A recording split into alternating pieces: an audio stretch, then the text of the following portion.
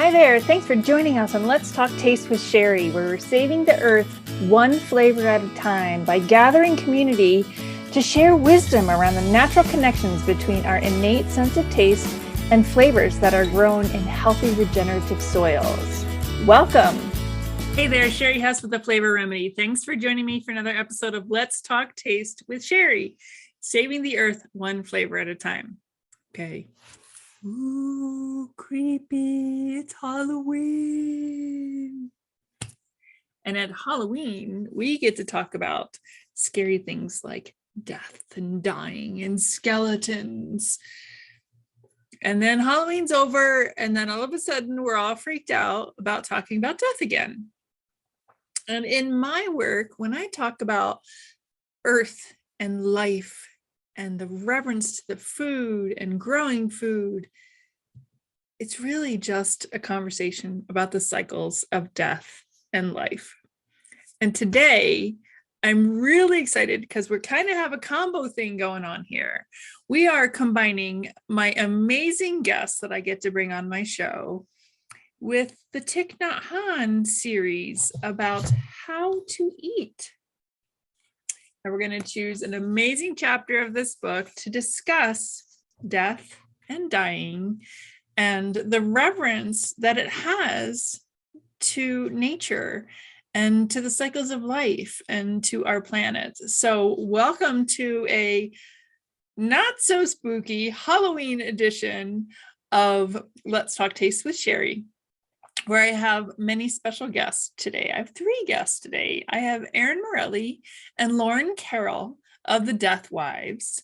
The Death Wives is an organization that wants to educate you and to bring reverence to the conversations of death and dying and give you options and to understand what our choices are when we reach the end of our lives. I mean, we're all going to get there someday. So their work with the Death Wives is really important. And I also have Rooney, who is a earth steward at Half Moon Farms.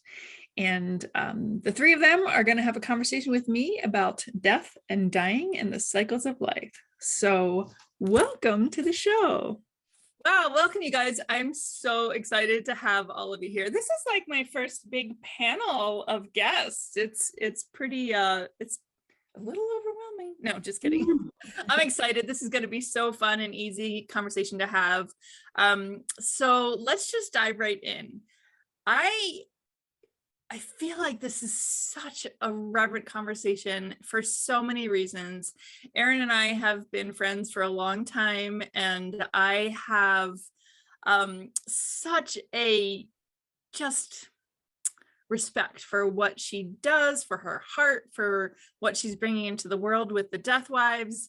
And she and Lauren, give us a wave, have created this beautiful service around death and dying and bringing important conversations around those things. And then we have Rooney here as well, who is the Earth Steward. I love that title for you, by the way, of Half Moon Farms. And you might be like, well, what do death and gardening and flavor of all things have in common? Well, it just so happens that I have this beautiful book that we have talked about before on my show, How to Eat with Thich Naht Hahn. And I'm going to start this conversation off by reading this chapter, because this is exactly what ties the conversation of death and dying and gardening and eating into the conversation. So here we go. This chapter is called The Ancestors in the Soil. Our ancestors are in the soil. That nut, fruit, vegetable, or grain that you eat has pulled up nutrition from the soil in order to grow. In the soil are many people who have died, have been transformed, and have become part of the soil. Maybe in this mouthful of rice are also the bones of many hundreds of generations, as well as many dead leaves, worms, and animal bones. Maybe in a previous life, you had been there and died there, and your own bones have disintegrated in that land. During the time of eating, your practice is to look deeply into that grain of rice and enjoy all that has gone into its creation. There are so many things to enjoy and to discover in each bite. Now, on that note, I am so excited to have each of you here. What I would love to do to start off this conversation, Erin is the reason that you're all here, because she and I are friends. But what I love is how you all weave into this story together. So Erin and Lauren, will you just give us like a little brief history of the Death Wives and what the purpose of the Death Wives is?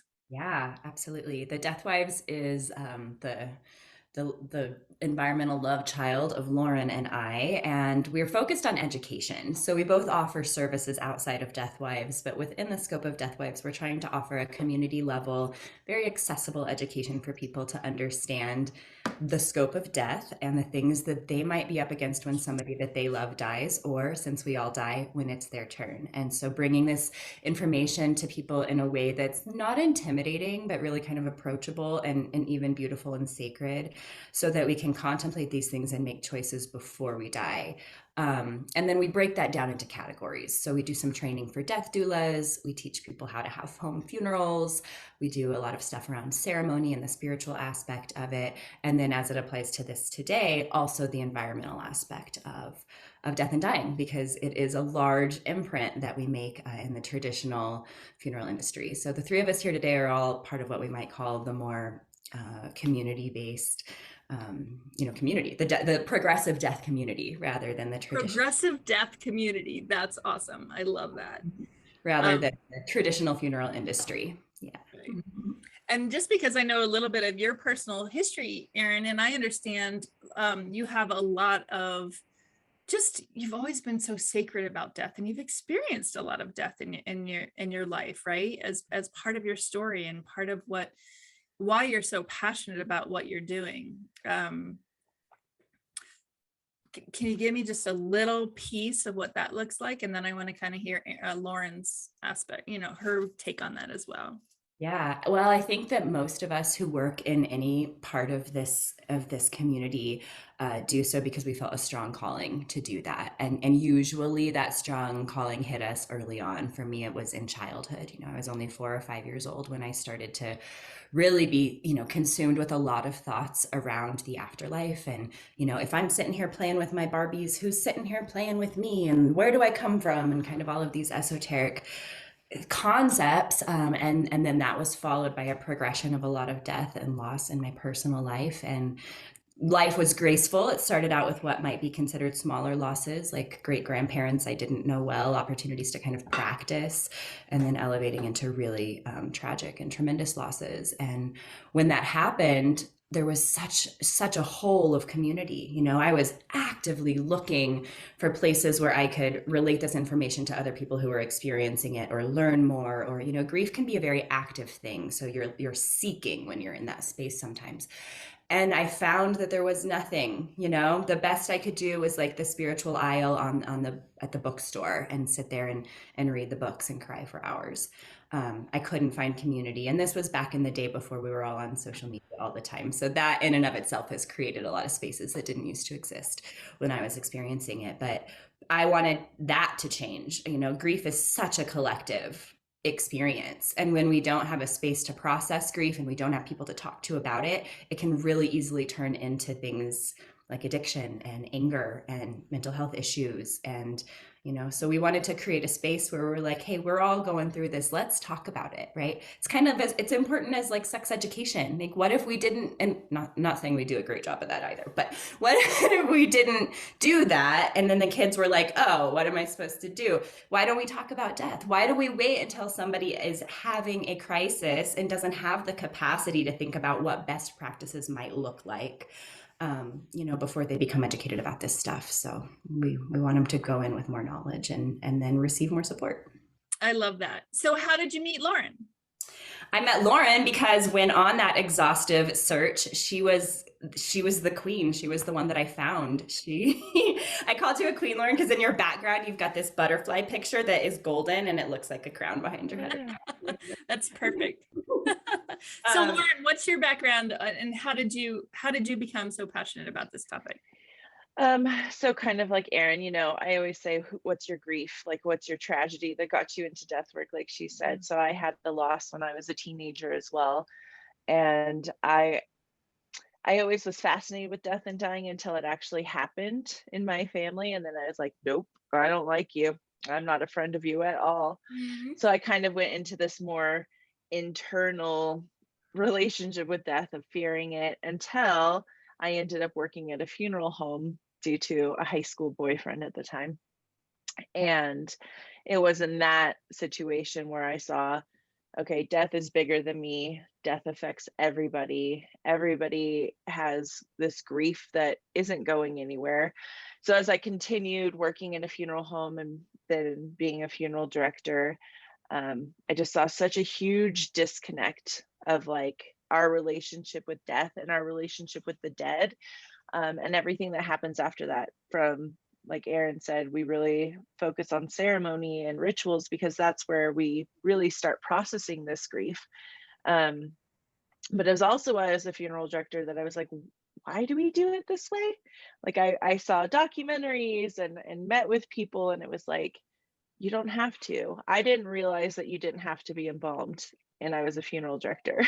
Yeah. And so that became a passion within itself of telling people, like, you don't have to put these chemicals in your body. It's not required. Like, and not even realizing then that it really was this environmental aspect, but more of like, why would you try and desecrate the body? Like, keep them whole. We don't need to do this. Like, and it was also during that time that I learned that you could do shroud burials, which is really what I've always wanted. Being raised Catholic, the shroud of Jesus and that kind of thing. I mean, it was just this full circle. So I really became passionate about educating the community itself to care for their dead, because that's how it's always been until, more recently in the last 7,500 years, which isn't that long in the spectrum of the human scale that we've lived on this earth. So it was really just reminding people, just because a business says that this is the way it's done, it's actually not done that way. And there's no law that says it needs to be done that way. And let's talk about it now before, like Erin said, you're in this crisis mode of like, oh my gosh, my mom just died. What do I do? Oh, I called the funeral home that my neighbor told me about. And then I purchased this steel casket and this concrete vault and put mom in that, and don't even think about it until 10 years later, where they come to one of our death wives classes and go, oh no, Right. we don't want people saying oh no anymore, or like having this after the fact grief. We want people to know beforehand, all the different options that they have, and just supporting them and giving them education and a space to grieve, like Erin said too. I love that. And there's so much sacredness to all of it, right? There's so much sacredness to, like your business is called the Death Wives. And just to kind of give the audience a little bit of an insight into that, if you think about a midwife, right? So that's like a play on word from a midwife, right? The midwives bring life into the world. Death wives help to carry souls out of the world, right? And this is what I always say, like on my deathbed, I want Erin there with me, because she's always had reverence for that, right? Always had reverence for taking you back out of, and we're all going there, right? I love that you want to bring natural conversation, bring this into like more normal conversation, give people options, because you're right. We're so afraid to talk about it that we do exactly what you just said, Lauren. When somebody dies, you call them up. And then in our minds, and like I think about my mom and people that I know want to choose current cremation techniques, right? Fire, cremation by fire. We all think that this is the classic term, ashes to ashes, dust to dust, and we're going to become a flower. And this is where Eric comes in, right? Like Eric is the earth steward of Half Moon Farms, and he has come into this because of his sacredness around this. So tell us your background, Eric. How did you get involved with these beautiful ladies, and tell me about the tie-in here, because I know this is sacred work for you as well. Sure. I met Lauren and Erin through Emily Nelson of Be a Tree Cremation. And really how I got involved was being able to return this liquid, this effluent back to the earth in the most dignified space and manner. So Emily and I joined teams as business partners in the early year of 2020 and began to look at how we were going to do this ethically because we were paving the road there. There wasn't all these other options and other businesses to consider. And at this time, Half Moon Farm wasn't even a thought. I am an entrepreneur. I have a few different businesses, and one of those businesses and personas is Rooney Bloom, and that I would do educational classes and sustainable approaches to landscape design, could be externally and internally. And so I was teaching a homemade incense making class where I was connected with Emily Nelson, and she reached out a few months later as coming on the team as a conservation advisor of how can we rehabilitate lands that have been destroyed by forest fires or invasive species with what we've already got, and that's us. And for me, this thing keeps popping up of this, it's ego, it's this separation that we are better than the earth and or animals, and therefore we should be put in a box in the ground because it's fancy, we're fancy. And so as fancy. as I explored this more, I really became connected to more like I am dirt. I am the wind, I am the dust, I am the seeds. And just like the Thich Naht Hahn, right? Like what he's saying is so true. And sorry, I know I cut you off, but there's a couple of things I want to throw in here real quick. Is that first of all, you're talking about the water cremation, which is something we'll have to have Emily back on the show another time. But this process of water cremation is a new thing, right? It's a fairly new process, but what it is, well, maybe I shouldn't explain what it is. Why don't you explain to us what water cremation is and how, because this is the tie-in that you have with Emily, right? And where you're doing the work to bring the land back. Yeah, so water cremation is one of the most sustainable ways to honor a loved one at this point. We reduce the body down to a liquid and skeleton. And then all of that liquid comes to the farm, and that's how we nourish the plants. And I taught middle school science for 6 years. And so I think also part of my brain is looking at this big rock we live on called Earth and how it's all been natural. Of course, then you put humans on there and then we begin to get away from what is natural. And because we're fancy. We are fancy. And I'm actually taking the Death Doula certification with Lauren and Erin right now. And something that, Erin mentioned, I think it was Erin mentioned in class the other day, was that the water we're drinking is the water that our ancestors drank. It's the water that the dinosaurs drank. It's the water that's always been here and will forever be. And it is our job and responsibility to make sure that we leave it as we found it. But years and years and years ago, before the Civil War, Industrial Revolution, what were these ways that were kept natural and that were preserved with the most integrity? And so we bring the liquid over to the farm. We have it tested often to ensure that what we are putting back into the soil is going to be conducive for all the microbes and nematodes and all of the different bacterias and little animals and creatures in the soil to be able to break that down to continue the health of our lands. And when you look at farming across the country, it's monocultures. We're growing corn and soybeans. I spent 17 hours in a car yesterday, and all I saw was corn and soybeans. And for me, we're really doing damage. And I think that's because that ego, we're separating ourselves and saying we are better than nature. We are higher than nature. We deserve to be here instead of here. But when you look at it like we're all equal, kind of like some of these themes in religion, we're all created equal, ashes to ashes, dust to dust. We are all equal, and that includes nature and animals. And I think when we drop that ego, we can see, why wouldn't we go back to the earth in this most sustainable way? Why I don't want to be chemicals. Why do we have laws protecting against litter bugs, yet we are pumping all these chemicals into the ground in these massive spaces? It's something that I think the reason why Lauren and Erin are here, and a part of their purpose on this earth is to just bring that consciousness to people and say, hey, what are we doing here? And I think most humans would agree, like, oh yeah, that's weird. Why would I do that? I don't know. Oh, because I've never heard of anything else. Oh, because we've never talked about it. Because we don't want to talk about death, right? Yeah, no one talk talks about death at Halloween when we put costumes on and we pretend to scare people. And it's like, this is what I wanted to do, a Halloween episode, because we can talk about death and people are like, ooh, what's this, right? And they think they're going to watch a horror thing, but really this is reverence, right? This is sacred work that you're all doing. And I so love this. And I love, your farm is gorgeous, Eric. I love it. I love those mammoth flowers that you grow.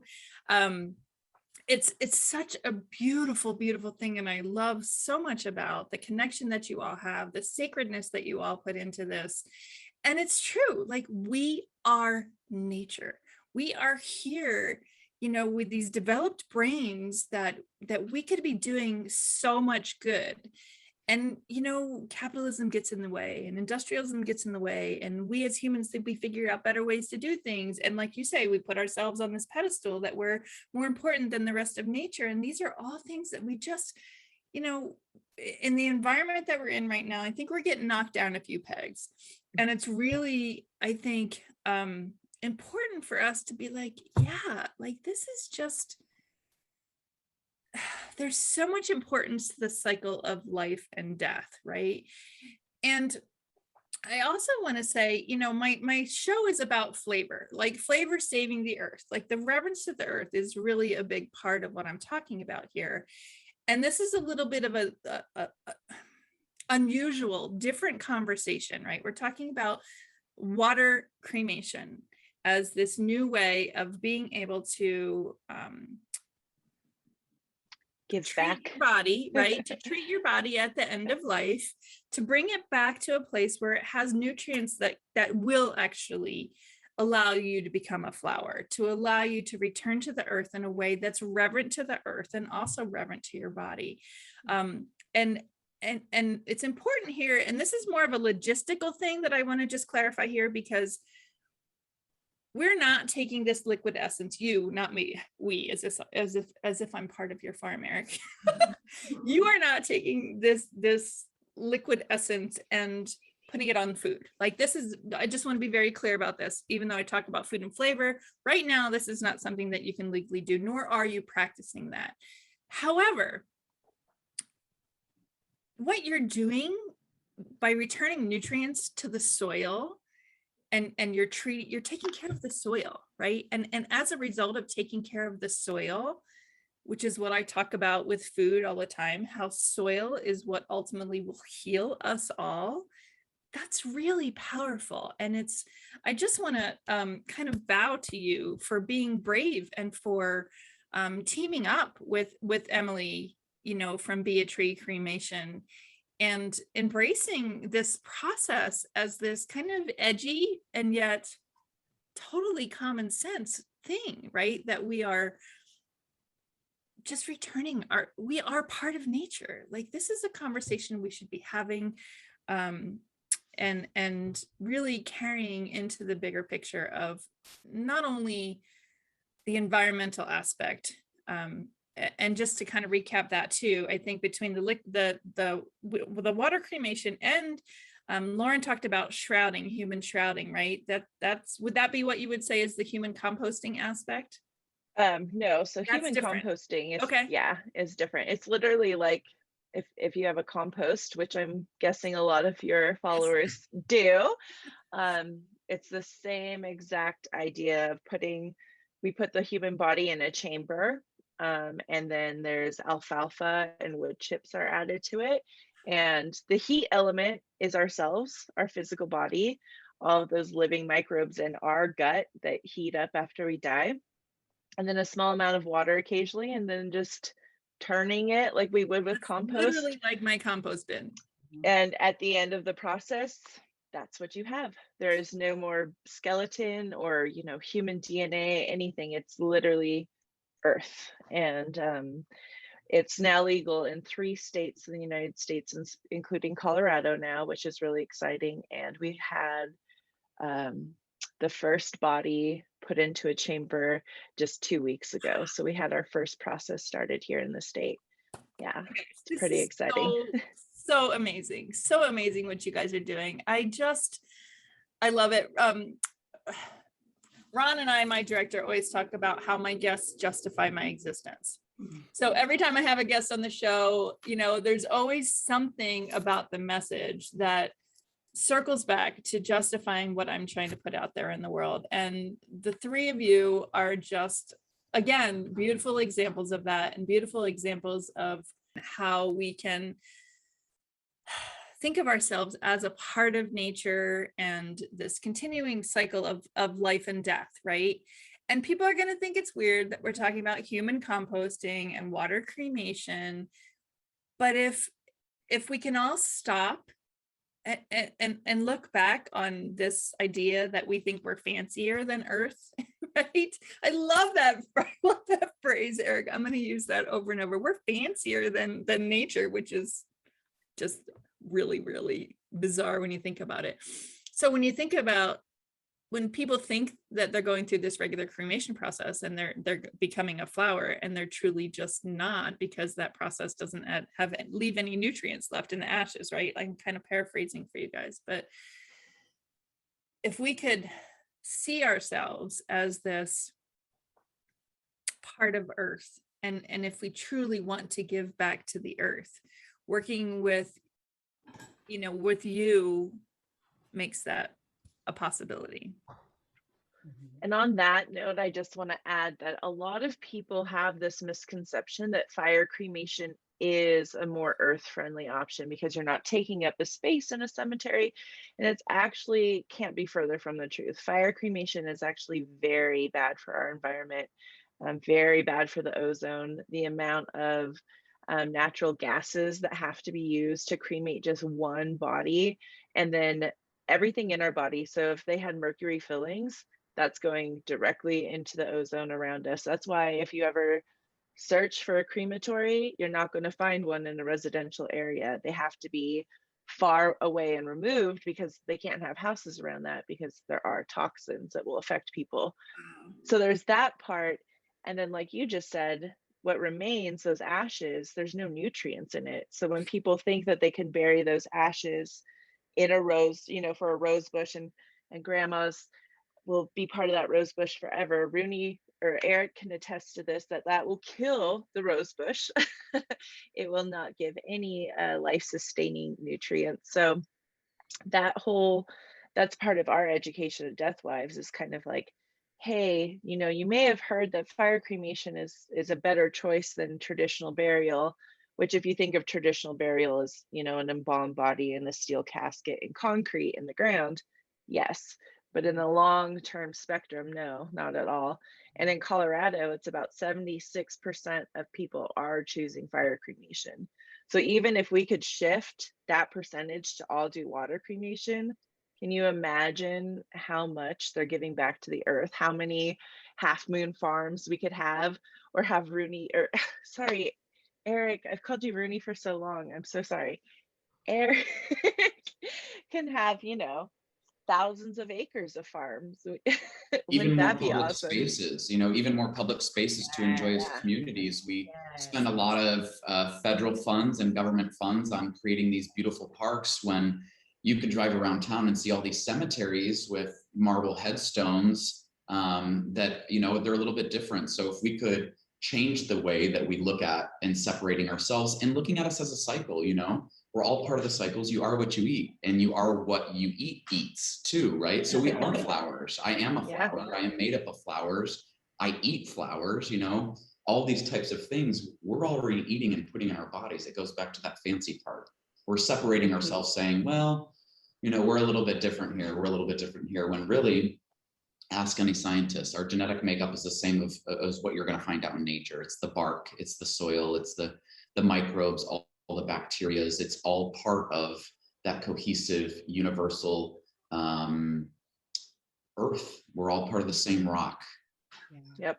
And I love that. And you know what, I think what people miss out on a lot too is that people don't understand farming, right? They don't understand this reverence of the soil. They don't understand anything except for the fact that they think they're supposed to, that it's all about a chemical balance, right? And this is part of what fertilization and, you know, herbicides and pesticides and all the stuff that we think we have to like chemically control around the soil, when what's missing and what has happened in the degradation of our soils, you know, in growing food and flowers and everything else is its life. It's about life in the soil. And well, what the gives reciprocity, right? The Yeah. reciprocity is required for balance. And so we are taking from the earth our entire lives. We're consuming the earth in so many ways. And what are we ever giving back that we are actually giving back? You know, you talk about getting pesticides or fertilizers, they're chemicals, and they're also not coming from you, right? Those are other resources being derived in other ways to then kind of put over here and serve this. So our body is the only thing that we can really give back as a way of like saying, thank you for feeding me my entire life. Now I am going to feed you. You know? Right. I love that. And from a chemical standpoint or from a scientific breakdown standpoint of what we are, I'm going to let Eric speak to this a little bit, but like we've allowed our brains to get in the way of weirdness of these kinds of things. But when you break it down scientifically, we're just carbon beings, right? Like I'm guessing we're pretty perfect at returning nutrients to the earth. Can you speak to that a little bit? Yeah, I think there is a slight shift in how we're showing up as far as food production in this country. Most of our farmland in the United States of America is farmland for animals. It's not for feeding humans, it's for feeding all the meat that we consume. And so, yes, in theory, you know, our genetic makeup, the literalness of our bones and our body and our flesh it's organic. It's the best fertilizer. It's what these mass commercially producing fertilizer agencies are trying to replicate. It's what we've got. We already have it. And yeah, so it's already here. We've already got it, except I think we're going back to fancy. It's humans being bored. We want to do something else. We want to manipulate another variable so we can see this. And, you know, as we get further away from natural foods and we talk about GMOs and all these things that are happening across our country, we're seeing some shifts in not only how we think of ourselves, but also how we think about how we consume, what we legally allowed to be on the shelves in our grocery stores that we know actually causes death and a lot faster than eating in different ways. And so I think there's a lot of things happening in 2021 and in 2020 and 2022, just in how we are showing up and looking at ourselves and that separation. And it's lovely. I'm a part of it. I'm in it right now, mentally, myself. And I think as we begin to question more, ask questions more, we have folks like Lauren and Erin who are giving us resources that I didn't have before, that I'm sure you didn't have before, that I don't know where these exist anywhere. Right. And these are things that I think will bring us back down to say, oh no, we all are here for the same purpose, and that's love. And that's this cycle. We're part of the cycle. And if we show up for that, then it can be holistic. It can be whole. It can be complete. It can be that mandalic representation of a universe, one whole piece. Yes. Oh, what a beautiful, beautiful, beautiful note to end on. Thank you, Eric. That was just such a perfect way to, and I agree with you. I agree that the last couple of years and the fragility of life and what matters, and the breakdown of like supply chains and food not being available on the shelves. And, you know, we're seeing this, I think we're becoming more and more aware of where we've gone too far down the fancy road. People that are paying attention, you know, are really seeing that. And I love that you pointed out that we have beautiful new resources in things like the Death Wives and Be a Tree Cremation. And we'll put links to all of the businesses and Eric's farm on this episode so that anyone can reach out to you guys. And the flowers that you grow, I just have to say this, the flowers grown at Half Moon Farm are spectacular. They get They get wrapped in shrouds. They get like, oh, it's just amazing. Yeah, Thank you. and then Eric welcomes grievers to come to his land, right? so So people who have lost their loved ones, they've opted for water cremation, so they probably don't have a traditional headstone to go visit, but they still need a place to go and observe that grief and that love. And he so generously welcomes them, really like with open arms, to the gardens, and they can just go there and appreciate the beauty and see the literal transfer of the person they loved into these massive blooms. Or like I reached out to him when I was grieving myself a few weeks ago. Like he'll let people come and get their hands in the soil, which is very therapeutic for grief as well. yes, I've done And that. we even had an individual sister who came to the farm last week, and she just wanted sunflower seeds that her sister had nourished. And it's really beautiful to see that. I'm sure for the rest of this lifetime, this individual is going to be growing these blooms, and that's her headstone. That's the headstone in the garden every year. And she got some for her brother and some of her family members. And it's just really amazing. It is amazing. And I don't know all the answers, and I'm sure Erin and Lauren would say the same thing. It's like we have to be vulnerable going forward in what we're doing, and asking questions and saying, I don't know, this feels right or this doesn't feel right, because we're responsible. We're the pioneers of this, not just us, but human beings. We're in charge of our lives. We're in charge of our bodies. We're in charge of these sacred temples that are here for, sometimes a very short amount of time, but for sometimes a long time. And I know darn well, I won't be anywhere else but in my purest form, placed back into the earth. I love it. I love it. Deep bow to each one of you, and Emily as well. I so honor the work that you're doing. I've loved Erin since the day I've met her, so that's just easy. But for all of you to do the work that you're doing, and to tie this into it's a cycle of life and death. Mm-hmm. And it's something that we should all be talking about, that we should all be recognizing. And like Thich Nhat Hahn says, our ancestors are in our soil, and you guys are the perfect level of education, awareness, giving people options, and then actually returning our ancestors to the soil and creating beautiful blooms from it.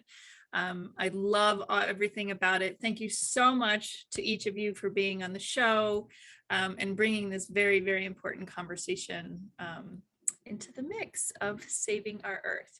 We're separating the flavor just for this episode, but you can think about that. Like, do we really need to do that? For now we do. But the truth of the matter is that I love that Eric talked about how we are the perfect composition of fertilizer. And, there's something to really be said for that. And if we are a part of nature, why wouldn't that be true? So thank you all so much. Thank you. Yeah. Thank you.